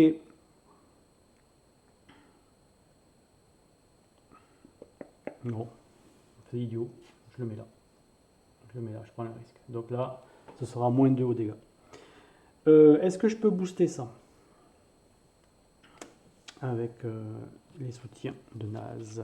Est-ce que je peux booster ça? Oui. D'accord. Il y a du vert. Donc je peux faire 3 dégâts au lieu de 2. Ben, c'est ce qu'on va faire. Voilà. Donc je défausse ça. On enlève 3 dégâts. Voilà. Et on a joué l'éclair de confusion. Alors, ce qui se passe ici, c'est que je défausse le reste de ma main, je repioche cette carte. Parce que je n'ai plus de carte action dans ma main. Ok.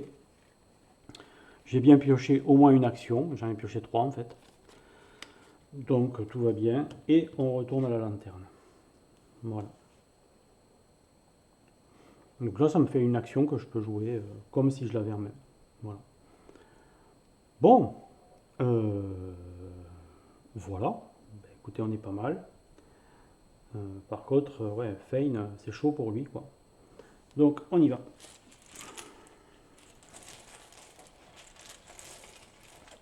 Nouveau tour.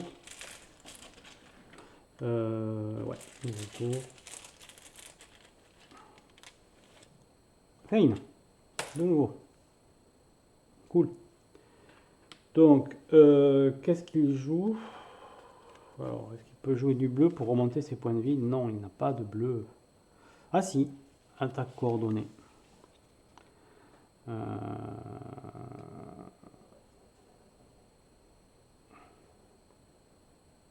Ouais, mais je voudrais pas retourner dans sa, dans sa case pour l'instant. Ah, j'ai que ça en plus. J'ai que ça. Qu'est-ce que je peux faire d'autre? Ben ouais, j'ai pas le choix, hein. Ah, ou alors...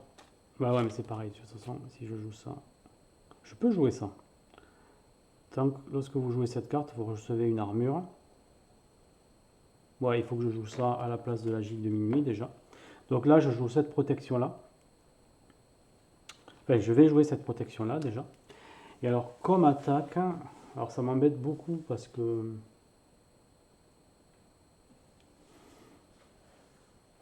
Parce que... Ben, je me retrouve dans la même case qu'elle, quoi. Bon, après, c'est pas moi qui suis ciblé. Donc, c'est peut-être ça. Ah, mais non, mais je vais être ciblé après. Ouais, après, après l'une des deux. Donc, ben, j'ai pas le choix. Donc, allez, on va faire attaque coordonnée. Donc, on va dedans. Je balance. Alors, on va dedans. Je joue ma protection.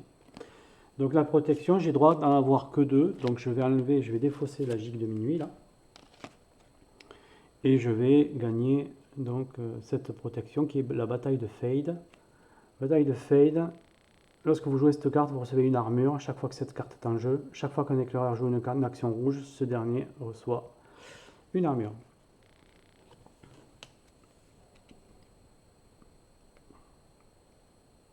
Donc là, ben, on y va, hein. Donc je reçois mon armure, ici, ça c'est bien. Et là, je joue une carte qui est rouge et qui est bleue. C'est-à-dire que je vais recevoir une armure et je vais récupérer un point de vie. Voilà, donc je passe à 9 et je reçois une armure. Voilà, de plus. Je fais 2 points de dégâts, je lui donne étourdissement. Étourdissement, on va le mettre, ici, du coup.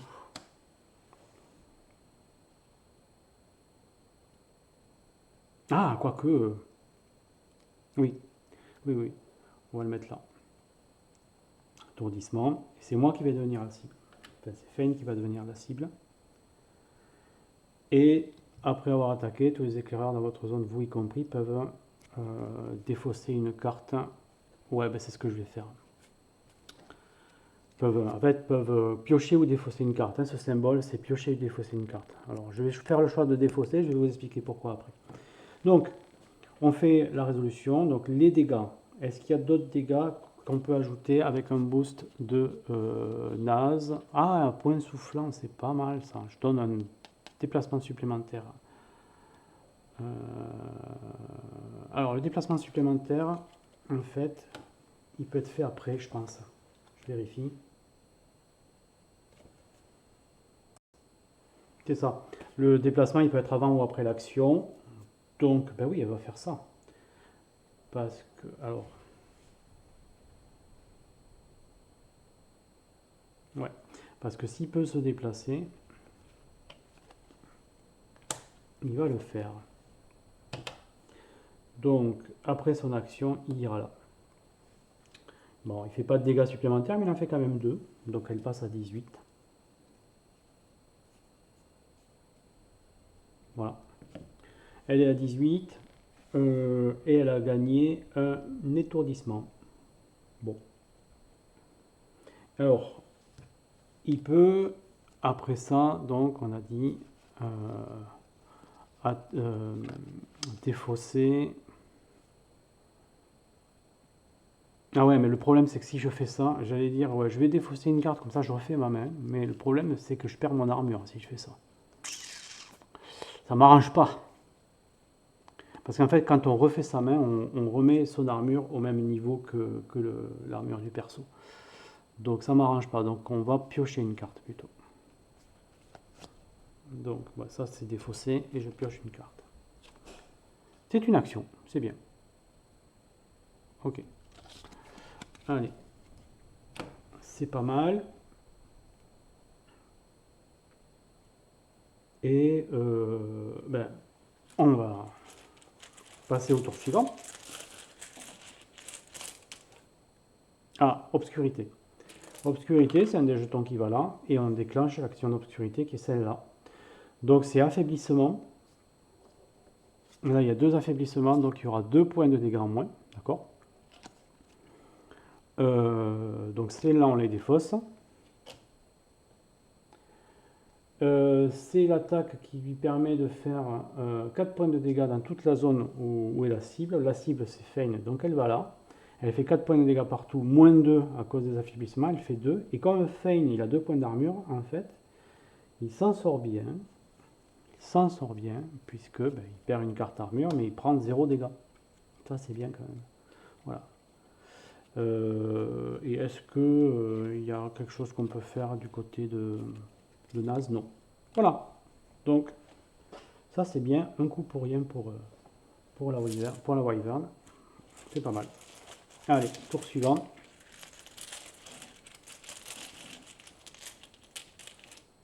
Feign. Feign encore une fois. Alors là, on a Force Mystique qui permet donc de déplacer les cibles de une zone chacune. D'accord.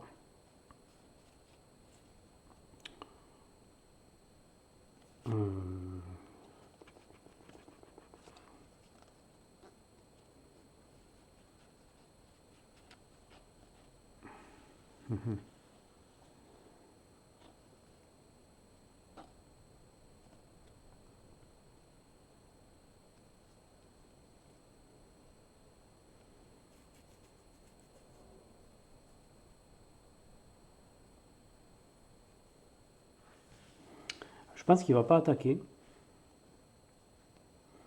Il va passer son tour, peut-être. Je sais pas. Quoi qu'il peut attaquer. Le problème, c'est que...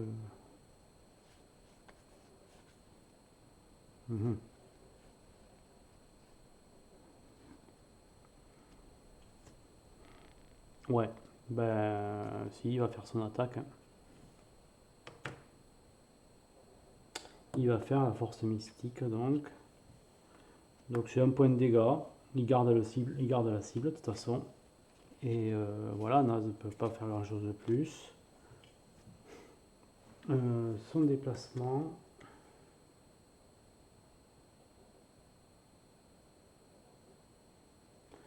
Ouais, et il va attaquer puis il va se déplacer. Je pense.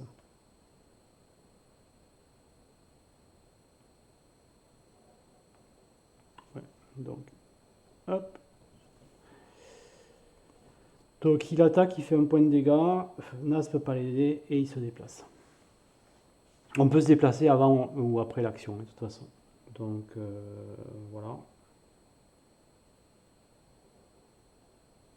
Donc un point de dégâts. On passe à 17. Et après avoir attaqué, vous pouvez vous déplacer vos cibles de une zone chacune. Donc on va la mettre là. Voilà. Allez.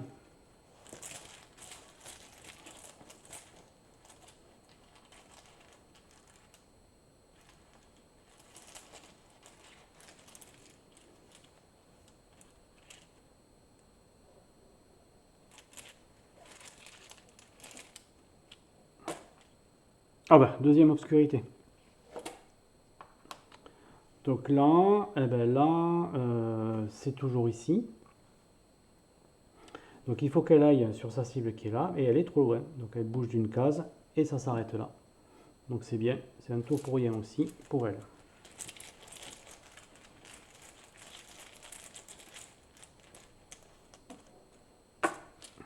Feint encore.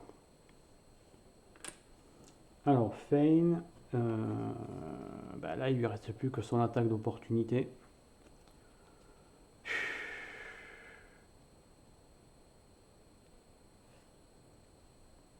Ben, Feint, non, il va courir.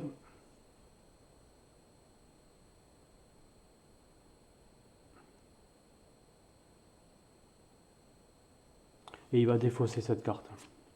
Elle n'est pas intéressante parce que elle serait intéressante s'il était dans son, s'il pouvait aller dans la même case que Naz, mais c'est pas intéressant parce que lui, la Wyvern a des dégâts de zone, donc en fait, il va temporiser, il se déplace et il défausse ça, ce qui lui fait renouveler sa main complètement. Voilà, donc 1, 2, 3. On mélange le reste. Ah, quoique non, je suis bête. J'ai oublié que j'avais la lanterne. Ouais. Donc, attendez, je remets ça là. Voilà, j'étais là. Oh, je vais jouer la lanterne, c'est bien ça. Donc, je vais taper et ensuite je m'en vais. Puis c'est une action gratuite. Donc oui, je peux faire ce que j'ai prévu en fait et je peux jouer la lanterne. Donc je fais ça. Donc je tape pour 4. Vous voyez, c'est une action en fait qui peut être faite à distance, hein, donc sur une case adjacente. Donc voilà, donc je tape pour 4. Je ne peux pas avoir d'aide de Naz, donc je l'amène à 13. Je bouge. Donc ça c'est retourné. Et je fais ce que j'ai prévu, c'est-à-dire je défausse ma dernière carte action. Ce qui fait que je dois renouveler ma main.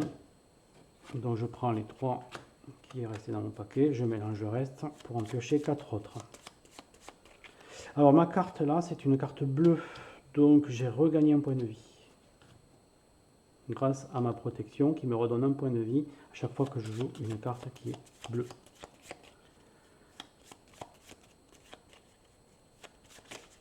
Hop là.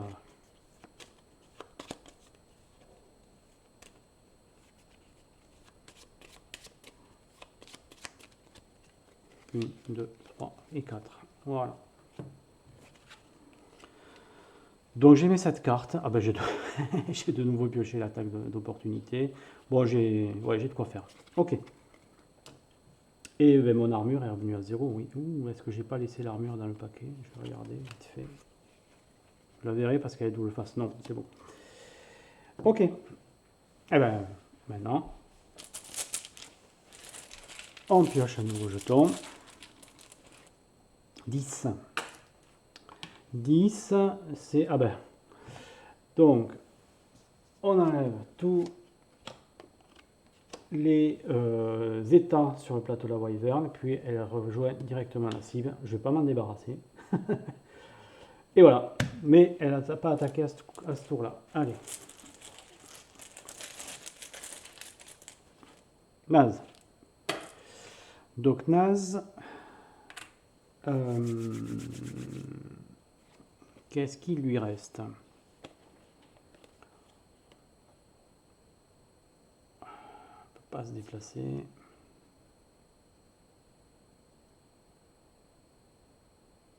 Ouais, eh ben, on va faire duel d'honneur. Hein. C'est vachement bien ça. Duel d'honneur. Donc c'est un de dégâts. 3 supplémentaires si votre zone ne compte personne d'autre que votre cible.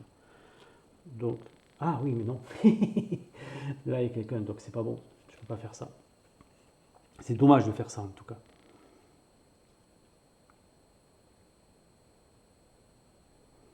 On va faire observation. Allez, donc on avance. Ici. C'est du bleu. Alors c'est du bleu, ça veut dire qu'elle regagne un point de vie. Hop, c'est ça, hein? Oui. Elle regagne un point de vie. Elle pose un étourdissement ici, forcément. Et après, on va dire, après avoir attaqué, pioché jusqu'à 4 pions dans le sac. Si vous avez pioché un ou plusieurs ennemis numérotés, vous pouvez en défausser un dans l'espace dédié au pion utilisé et remettre tous les autres dans le sac. Ouais, donc ça c'est pas mal quand même. Donc elle va jouer observation.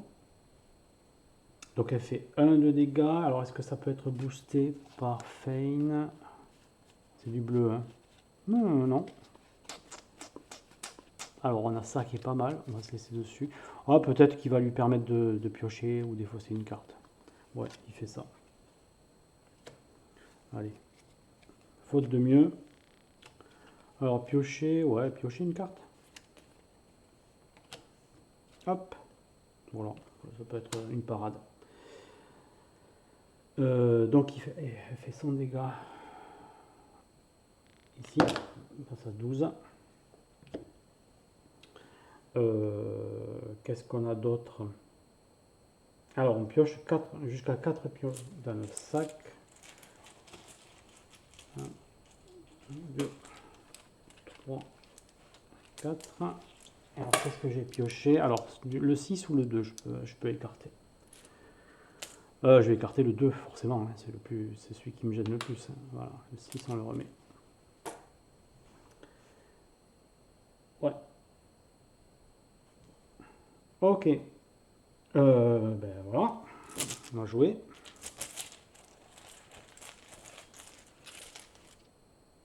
Feign. Alors Feign. Là peut-être il peut faire attaque opportunité, parce que là c'est bien. Attaque d'opportunité. 2 dégâts supplémentaires si votre zone compte un autre éclaireur. Donc ça va faire 4 de dégâts. Donc oui, il fait ça. C'est du vert, ça lui rapporte pas d'autres bonus. Est-ce que Naz peut l'aider? Non. Donc on fait ça. Donc 4 de dégâts. Elle passe à 8. La Wyvern. Voilà.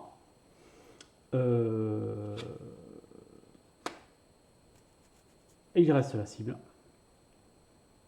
Et il va se déplacer. Il va se déplacer pour aller ici.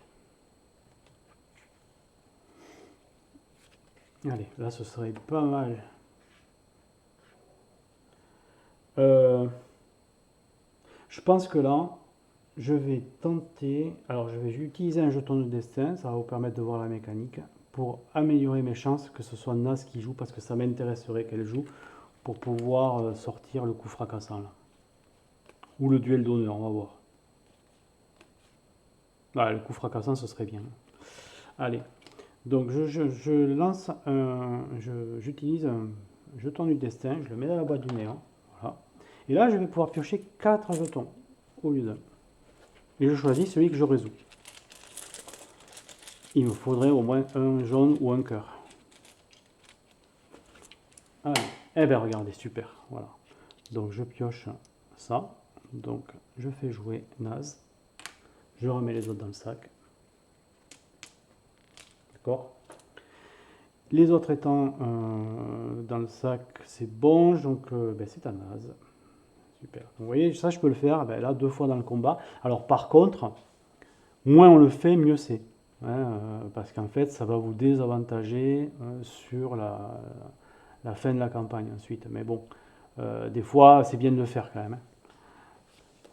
Alors, coup fracassant. On va jouer ça. Hein. Quoique, si je joue ça et qu'elle se débarrasse de tous ses états, je vais être très triste. Donc, alors que duel d'honneur, 3 dégâts supplémentaires si votre zone ne compte personne d'autre que votre cible. Donc là, je fais 4 de dégâts. Et lui, il a du bonus ou pas? Non. Si. Ah non, mais duel d'honneur, c'est vert. Alors que là, coup fracassant.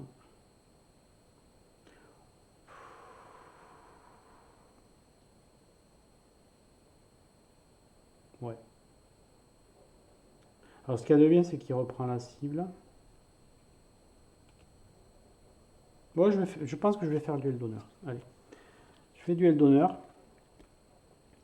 Donc il fait 4 de dégâts, du coup, puisque 3 dégâts supplémentaires si votre zone ne compte personne d'autre que votre cible. Donc on fait ça. Hop, 4 de dégâts. On prend la cible. C'était aussi un peu le but, hein, parce qu'elle a 17 quand même, et elle a un peu d'armure. Lui, qu'est-ce qu'il peut lui donner comme bonus? Ouais, il peut pas lui donner un +1 pour l'attaque coordonnée, mais c'est pas grave. Ok.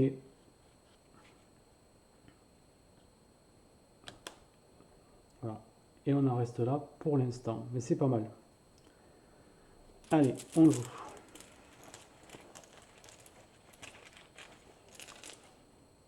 Feint. Très bien ça. Alors, à condition qu'ils ne reprennent pas la cible. Ah ben regardez. Voilà, fabuleux. Fabuleux. Il va jouer frappe de mana. Donc il va venir là. Et il va taper sur la Wyvern. Et regardez. C'est 2 dégâts au corps à corps. Vous concentrez l'énergie magique ambiante et libérez une décharge en direction de l'ennemi. Un dégât supplémentaire par protection en jeu. Il a 2 protections en jeu, ça fait 4 en fait. Et donc on arrive à la finir. Bravo Feint. Alors c'est une bleue, donc il regagne un point de vie. Vous voyez, mine de rien, ces protections, elles sont super bien. Il faut arriver à les jouer, c'est tout. Donc, il avance. Il fait sa frappe de mana. Il n'a pas besoin d'aide, en fait. Ouais, il n'a pas besoin d'aide. Et il fait 4 de dégâts, ce qui amène la Wyvern à 0. Voilà. Alors...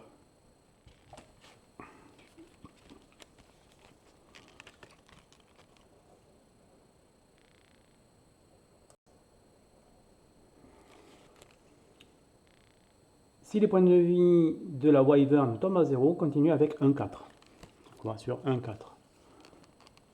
Les ailes de la Wyvern se referment sur elle en signe de défaite. Alors que vous vous tournez vers les voyageurs pour voir leur soulagement et leur gratitude, ces derniers écarquillent les yeux et se mettent à hurler. Vous vous retournez juste à temps pour voir la créature ouvrir brusquement les ailes. Le combat est loin d'être terminé. La Wyvern entre dans sa deuxième phase. Placez les cartes de superposition 1A, 1B et 1C sur son plateau. Référez-vous à la section cartes de superposition du livret des règles des combats pour en savoir plus. Lorsqu'un ennemi entre dans une nouvelle phase, retirez tous les états de son plateau et restaurez tous ses points de vie. Ignorez tous les dégâts excédentaires issus de la phase précédente, le cas échéant. Si les jetons de capacité se retrouvent associés à des capacités passives, redistribuez-les entre les différentes capacités actives de l'ennemi. Si les points de vie d'un éclaireur tombent à 0, voilà, après vous avez les conditions de victoire. Ok, donc ça on enlève. Hop, on a ici nos cartes de superposition, hein, donc en fait elle revient à 15 points de vie. Pareil, ciblage, le ciblage reste le même, hein, c'est le personnage qui a le plus de points de vie. Alors la 1C va remplacer la capacité numéro 5, celle-là. Donc alors, la numéro 5, il s'est marqué ici. Lors d'une attaque, les dégâts infligés à la Wyvern sont réduits de 1. Donc ça c'est un passif. D'accord. Donc on va répartir en fait les 3 tuiles 10, 11, 12. Oui, alors on reconnaît que c'est un passif parce qu'il n'y a pas de flèche ici. Vous voyez là, ça fait comme une flèche là sur les côtés. D'accord. Là on l'a pas. Donc ça veut dire que c'est tout le temps actif ça. Ouais, c'est logique, un passif c'est tout le temps actif. Enfin bref. Donc là on a 3 jetons. On va mettre 1 et 2 ici. 2 ici. Et le troisième là, ça m'arrange comme ça, hein, parce que ça c'est puissant quand même. Hein. Voilà. Et la nouvelle illustration de la Wyvern. Voilà. Donc en fait, elle a 15 points de vie, mais on a moins 1 au dégâts contre elle. Voilà, donc on revient à 15. Elle est là. Je regarde si j'ai rien oublié.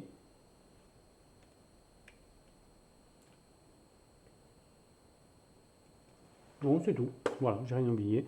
Donc effectivement, là, on peut mettre le dernier jeton, là ou là, d'un côté ou de l'autre, c'est comme on veut. Donc on va faire comme ça. Alors en fait, je fais ça vraiment en connaissance de cause, parce que là, c'est pas très important, parce que l'obscurité, elle est de toute façon sur le 4. Mais s'il y avait eu une obscurité ici, j'aurais eu intérêt à la mettre là, parce que des jetons obscurité, il y en a deux dans le sac. D'accord? Donc celui-là, il compte double en fait. Voilà. Donc, je vais mettre ça là. Voilà. Euh, eh bien, on continue. Pas de raison de s'arrêter. Continuons le combat. Allez. Alors, est-ce qu'il me reste des actions chez les deux? Oui, hein. Donc, pas de souci. Voilà. Allez. Euh, Fein, il a fait son attaque, il a tapé, il a fini. Ouais, c'est tout. Il n'y avait rien d'autre à faire. Allez. 4. Alors 4, donc c'est 8 de dégâts sur la cible. D'accord? La cible, c'est naze. D'accord? Donc 8 de dégâts. Est-ce que Fein, il a de la parade pour elle?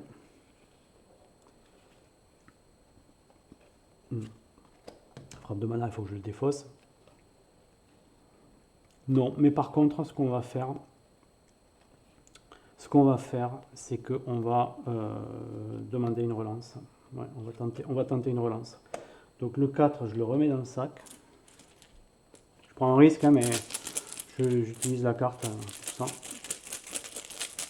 Et on va tenter la relance. Ah, un cœur, ben, c'est bien ça.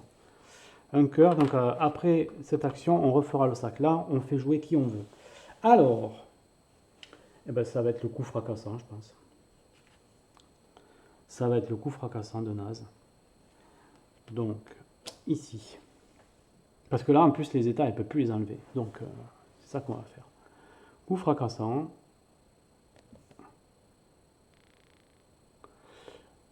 Voilà. Naze rugit avant d'infliger un coup réductable à l'ennemi. Après coup, elle recule et sourit, sachant que le pire est à venir.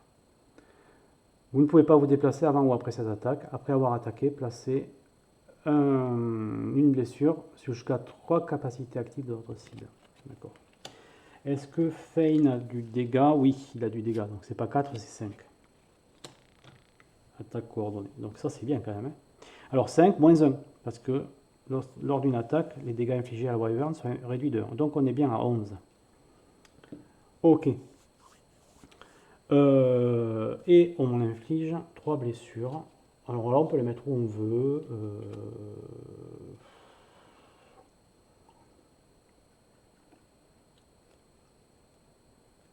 Bon, on va mettre 2 là. Et une là.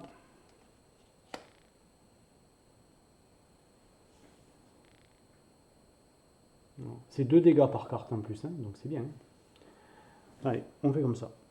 Donc,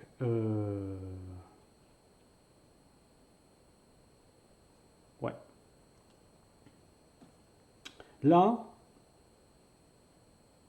on a joué nos attaques. Elle garde la cible. C'était sa dernière action, c'est ça?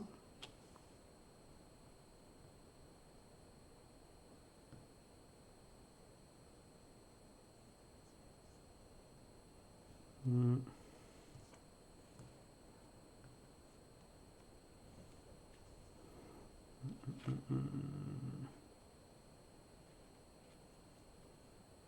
Ouais, c'était sa dernière action. Donc elle va refaire sa main. Donc l'armure remonte à 2. Tac. Ça, elle défausse. 1, 2, 3, 4, 5, 6, 7. Voilà. On retourne la lanterne.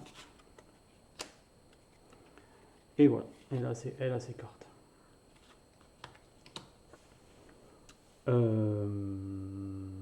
Voilà.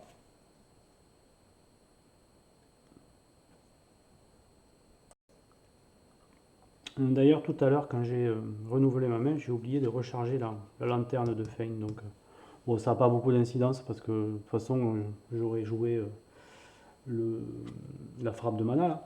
Mais voilà, elle est dispo en fait. Donc, ben voilà, donc on va refaire le sac, hein, puisqu'on est arrivé au bout de la piste temporelle. Voilà. Donc on remet tous les jetons en fait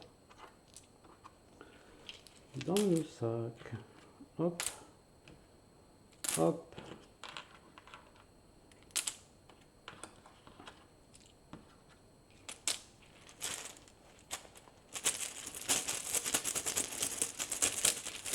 Allez, et c'est parti. Ah ben naze, très bien. Donc, qu'est-ce qu'elle va faire, notre puissante guerrière orque? Ah, elle a une protection qui est sortie, déferlante. Qu'est-ce qu'elle fait? Tant que cette carte est en jeu, lorsque Naz se déplace, elle peut amener un ennemi situé dans sa zone. Cet ennemi reçoit ensuite un affaiblissement. C'est super bien ça. Est-ce qu'elle a d'autres protections? Non. Eh bien ça, elle le joue, mais alors d'entrée. Là, direct. Donc voilà, déferlante. Voilà, on a notre protection ici. On va mettre là. C'est une bleue, donc elle regagne un point de vie grâce à la protection de Fein. Et c'est une action gratuite, donc elle réalise une autre action après celle-ci. Alors là, qu'est-ce qu'on a? Inéluctable, encerclement ou chaos. Il faut y aller là, non?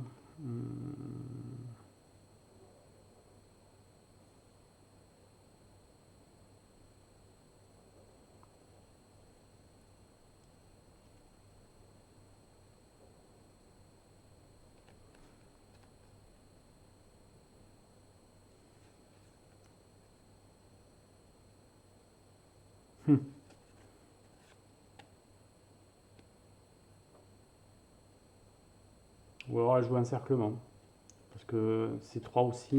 À moins que. Ouais, non, Fein, il n'a pas de bonus à lui proposer. Ou alors altération directement ici. À 5. Peut-être pas mal, hein. Directement d'utiliser la lanterne.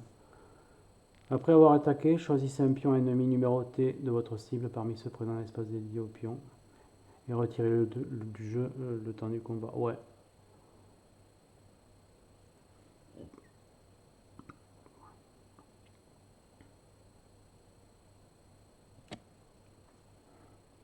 Ah ouais, mais au pion utilisé.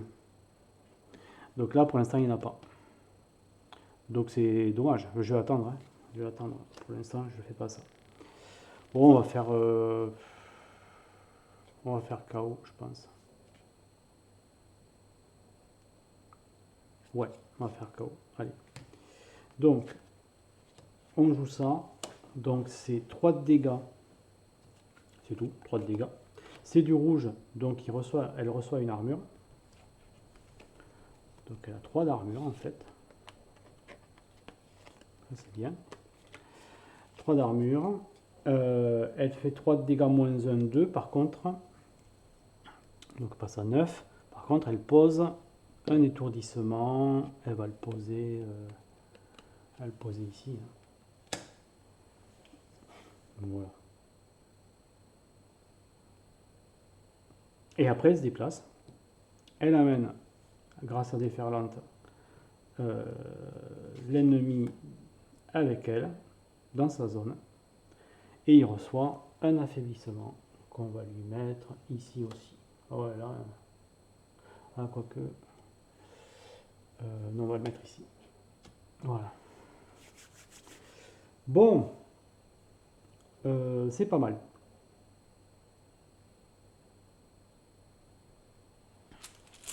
Nouveau tour. 11. 11, c'est celui-là, justement. Donc, alors déjà, ce qui se passe, elle encaisse 2 dégâts.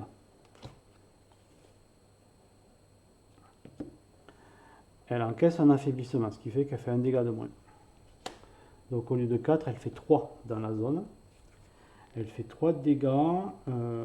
Fane n'a rien pour les contrer. Par contre, 3 de dégâts, ben, ça les annule complètement. Elle a 3 d'armure. D'accord? Donc elle dépense une armure. Et c'est tout. Chouette. Allez, nouveau tour. 7. La même.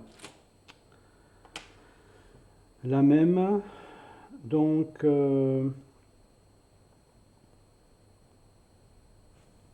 donc c'est 4 de dégâts là. Moins 2. 2. Ouais, c'est 2 de dégâts. Donc elle passe à 16 naze. Et elle perd encore une armure. Voilà. Ensuite. Ah, obscurité. Obscurité, bah c'est pareil, c'est encore le même. Hein. Donc elle fait 3 de dégâts cette fois. Naze perd sa dernière armure. Voilà. Ouais. Là on continue.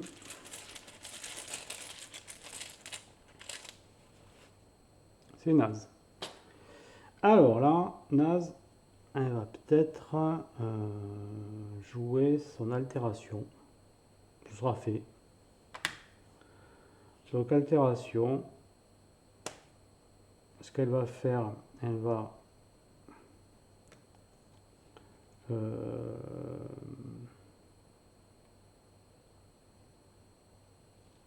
se déplacer ici en entraînant la Wyvern dans sa case, qui reçoit donc un affaiblissement comme ici, grâce à déferlante. Et elle joue une altération qui lui donne une armure, puisque c'est une carte rouge, grâce à la protection de Fane. Et elle fait 5 de dégâts, moins 1, 4. Il reste 3 points de vie à la Wyvern. Et après avoir attaqué, elle choisit un pion ennemi numéroté. Parmi ceux dans l'espace dédié au pion utilisé, elle le retire du jeu pour le restant du combat. Donc là, on va prendre peu importe le 11 par exemple. Hop. Et lui, il ne pourra plus rentrer en jeu. Voilà. Bon là, de toute façon, c'est fini, hein, mais ça, c'est une capacité qui est assez puissante quand même pour Naze. Nouveau tour. 3. Alors, 3, c'est la fin de la Wyvern. Parce qu'en jouant ça, elle déclenche toutes les cartes là, qui étaient dessus. Donc déjà, de toute façon, elle ne va pas pouvoir jouer son attaque parce qu'elle a étourdissement. On la défausse. Mais en plus, elle encaisse 2 plus 2, 4 dégâts. C'est pas une attaque. Donc ça n'est pas, c'est pas des dégâts qui sont réduits par le passif. Là. Donc 4 points de vie en moins. Elle est morte. Voilà. Tout simplement. Alors, si les points de vie de la Wyvern arrivent à 0, continue avec un 5. Enfin, la Wyvern n'est plus. Certains marchands de la caravane aimeraient vous acheter la carcasse de la bête. Elle aurait toutes sortes d'applications selon eux. Vous échangez quelques regards entre vous et acceptez, à condition de pouvoir récupérer une partie du cuir de ses ailes. Vous prenez l'argent, mais vous ne les aidez pas à charger la carcasse puante dans un chariot. Vous recevez 6 pièces. Vous reprenez la route vers Vina, tout en vous demandant ce qui vous attend entre ici et votre destination.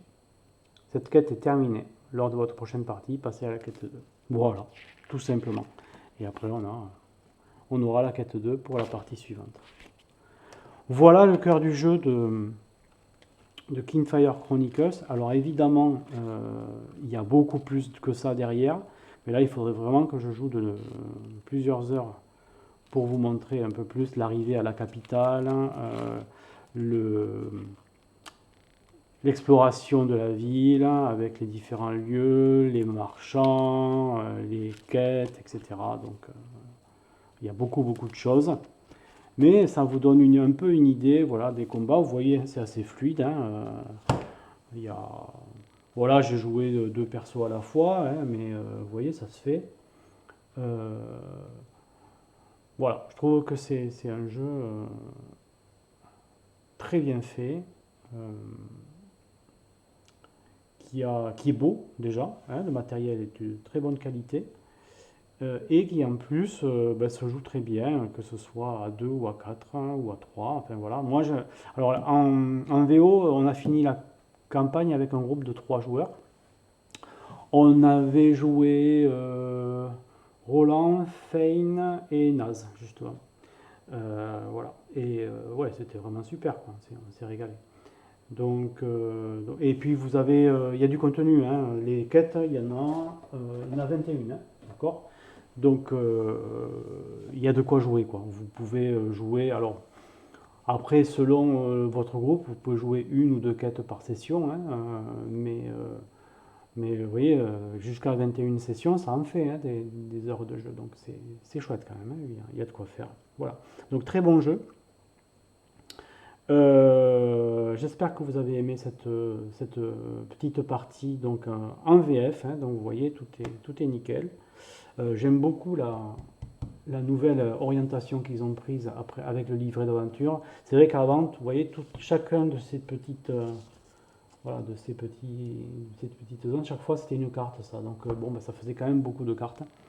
Je trouve que c'est mieux que la narration soit comme ça dans un livret, surtout que vous voyez quand même, il y en a, hein, il y a de la quantité. Mais ce que j'aime beaucoup, c'est que la narration, elle est égrenée, c'est-à-dire que vous allez lire ben, ce qu'il y a sur une carte, mais vous n'allez pas passer un quart d'heure à lire 4 pages de narration pour rentrer dans l'histoire, etc. Donc ça, c'est quelque chose que j'aime beaucoup parce que ben, tout le monde n'est pas fan hein, de jeux très narratifs comme ça. Là, je trouve qu'il y a un bon équilibre entre le jeu, l'aventure, les quêtes, les combats, la narration, les cartes. Les personnages peuvent évoluer aussi, peuvent recevoir de nouvelles cartes hein, au fur et à mesure de l'avancée. Vous avez donc là, on a reçu 6 pièces. Voilà. On a reçu 6 pièces. Hein. Bon, ben, ces pièces vont permettre dans les prochaines quêtes de, euh, de faire un peu de commerce. Voilà. Il y a un moment où on arrive à Vina, voilà, où vous avez un peu, voilà, vous avez un village dans lequel vous pouvez aller voir des commerçants et faire des choses. Et après, vous avez 10 minutes un peu plus tard, donc voilà, c'est chouette. Et après, vous avez ces jetons, la Kingfire, qui vont vous permettre un peu d'acquérir des cartes plus puissantes, voilà, des bonus dans le jeu, etc. Voilà. Voilà les amis, j'espère que vous avez aimé cette vidéo qui montre un peu le début des aventures dans le monde d'Atios proposé par Kingfire Chronicles. C'est tout pour aujourd'hui, je vous embrasse les amis et je vous dis à très bientôt pour de nouvelles vidéos. Ciao ciao.